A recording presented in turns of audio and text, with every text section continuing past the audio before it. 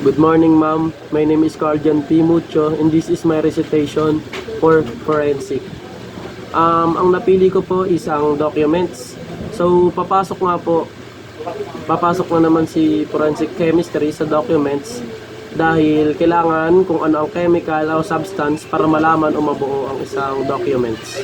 Ano nga ba ang documents? Ang documents, ito ay ang object na gawa ng tao, maaaring sulat kamay, o lalong-lalo na po is yung mga printed din, lalo na ano na po ngayon yung mga technology ngayon dito sa ating bayan. Halos lahat po ng karamihan ngayon is gawa na po sila ng technology. So paano nga po maging maayos yung packing ng documents? Lalong-lalo na po is mahirap po ito, bawal po ito mabasa, katulad para ma-preserve po siya ng maayos. Packing, ito po is, una is ang pagtutupiin. Kung paano po tupiin, kailangan pagtutupiin ito, kung ano ang dati niyang pagtupi, ganun pa rin. Bawal ka po gumawa ng bagong tupi. Maaaring lagay sa envelope, mapa-plastic envelope ma'am, or paper envelope po, yung papel po, yung brown. Kailangan rin po dito kapag nilagay po siya doon ay may 2 sheets ka po na bond paper at iipit mo po siya sa gitna para rin po sa safety purposes niya, para if ever po na mabasa is yung nasa taas po muna or yung nasa ilalim. Bawal siya sulatan ng kahit anong panulat, maaaring lapis o ballpen.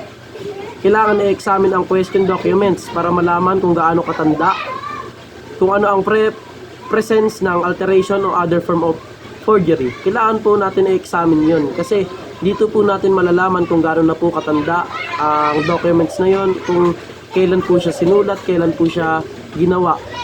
Composition ng papel. Ang papel ay may 3 composition. Ito ang fiber composition, sizing material, at loading material.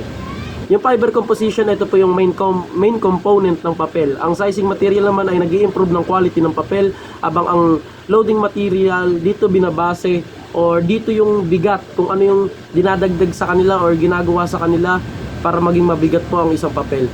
Ang papyrus, ito po ay isang Egyptian word or derived ang paper ay derived from Egyptian word of papyrus.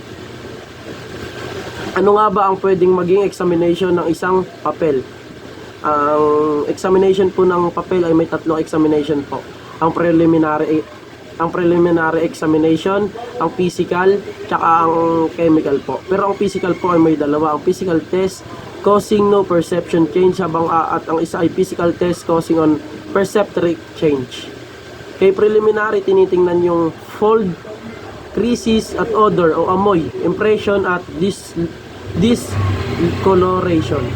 Pag sinabing watermark, ito yung designed place sa paper at the time kung kailan sila manufactured or kailan po sila ginawa. Yung wire mark naman, ito yung mark na nagpo-produce ng papel, ang nag-produce ng papel by the flexible of wire soldered to the surface. Physical test, ito yung ina-apply without changing or altering the original documents.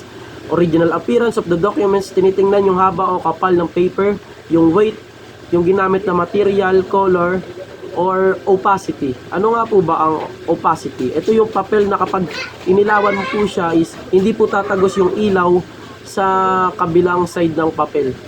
Ganun po. Chemical test, ito yung test na nagde-determine ng fiber composition. Kay fiber composition, the sizing and the loading composition ng isang papel. Yun lang po ma'am, maraming salamat po.